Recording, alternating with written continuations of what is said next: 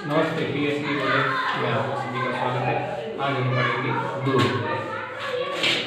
Globe क्या है, globe के बारे में पढ़ेंगे। एक ग्लोब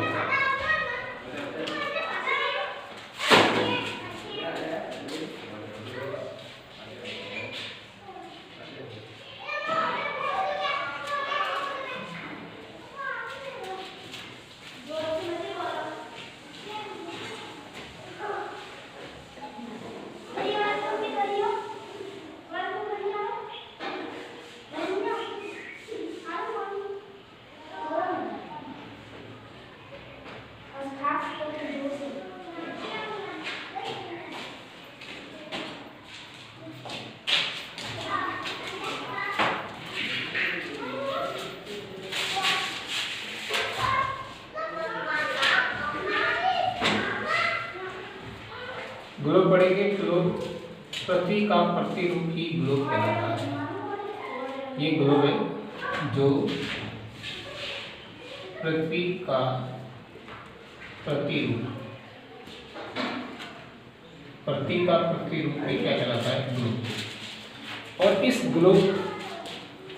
ग्लोब की पहली बार खोज या बनाया था वो है हमारी बहन ने पहली बार इस पृथ्वी के प्रतिरूप ग्लोब को बनाया। अब ये ग्लोब क्या है, ये पृथ्वी पर काल्पनिक अक्षांश व देशांतर का जाल है और इसी अक्षांश देशांतरित जाल को ही ग्रिड कहते हैं।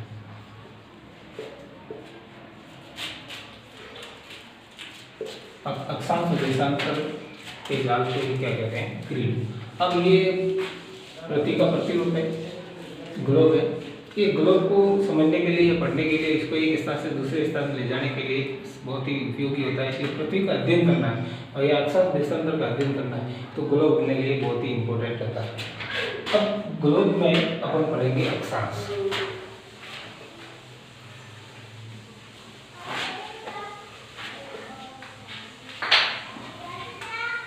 ये अक्षांश क्या है? अक्ष प्लस अंश अक्षांश कहलाती है। अक्ष अंश ही अक्षांश कहलाती है, अक्षांश। और अक्ष प्लस कक्ष के कोणात्मक दूरी को अक्षांश कहते हैं। तो ये तो हो गया अक्षांश। और ये अक्षांश तापमान, वनस्पति,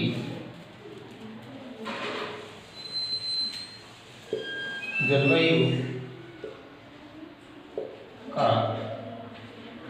की जानकारी देती है। तो ये अक्षांश है। अक्ष और अंश को ही अक्षांश कहते हैं और अक्ष और कक्ष की कोणात्मक दूरी को ही अक्षांश कहते हैं। अब अक्षांश, कुल अक्षांश कितनी है और अक्षांश रेखाएं कितनी है, ग्लोब पर कितनी अक्षांश है व अक्षांश रेखाएं। तो सबसे पहले अक्षांश के बारे में पढ़ेंगे। तो ग्लोब है, ये ग्लोब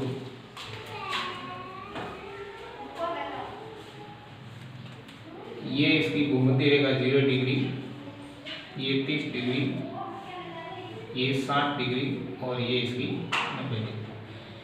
ये उत्तर और ये दक्षिण, ये भी 30 डिग्री, ये 60 डिग्री और ये इसकी।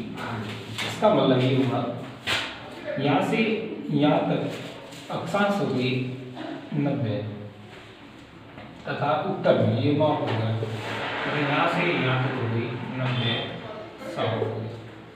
इसका मतलब ये हो गया अक्षांश हो गई 90 प्लस 90 बराबर 180। ये तो होगी अक्षांश, लेकिन टोटल अगर कुल अक्षांश कहा जाए, कुल अक्षांश कहा जाए तो 180 है, लेकिन 0 डिग्री को भी जोड़ना पड़ेगा तब जाके हो जाएगी। भूमध्य रेखा को जोड़ेंगे तो +1 बराबर 181। ये हो गई आपकी अक्षांश। टोटल कुल अक्षांश कितनी हो गई 181। तो ये होगी आपकी कुल अक्षांश रेखा, अक्षांश 181। उसके बाद में अक्षांश रेखा है, तो अक्षांश रेखा कितनी है? टोटल अक्षांश है 181। तो कुल अक्षांश रेखा है, जो रेखा बनी हुई है वो है 181। ये हो गई प्लस यहाँ से अपन गिनेंगे तो यहाँ से गिनते हुए जाएंगे तो यहाँ 90 ये हो गई, तथा यहाँ से गिनते जाएंगे तो ये 90 हो गई। तो इसका मतलब हो गया 90 प्लस 90 बराबर 180। तो ये हो गई, प्लस भूमध्य रेखा को भी जोड़ेंगे तो ये उसकी रेखा हो जाएगी, यानी कि 181 आपकी अक्षांश रेखा होगी। लेकिन उत्तरी ध्रुव व दक्षिणी ध्रुव एक बिंदु के रूप में, जो अक्षांश जो रेखा में नहीं है, इसलिए इसमें से अपन 2 क्या करेंगे, माइनस कर लेंगे। इसका मतलब ये होगा 181 माइनस 2 कौन सा, उत्तरी ध्रुव वाले और दक्षिणी ध्रुव वाला जो बिंदु है उसको अपन 2 को माइनस कर लेंगे तो ये हो गया 179। ये हो गई आपकी अक्षांश रेखा। तो टोटल अक्षांश रेखा भी कह सकते हैं या अक्षांश वृत्त भी कहते हैं। अक्षांश वृत्त भी लेंगे तो ये भी कितने हो जाएंगे, अक्षांश वृत्त भी कह सकते हैं। तो अक्षांश वृत्त हो जाएंगे 179।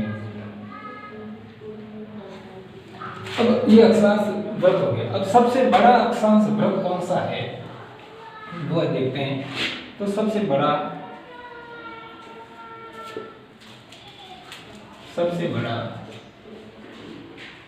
अक्षांश वृत्त वो है 0 डिग्री, जो भूमध्य, और भूमध्य रेखा का आधा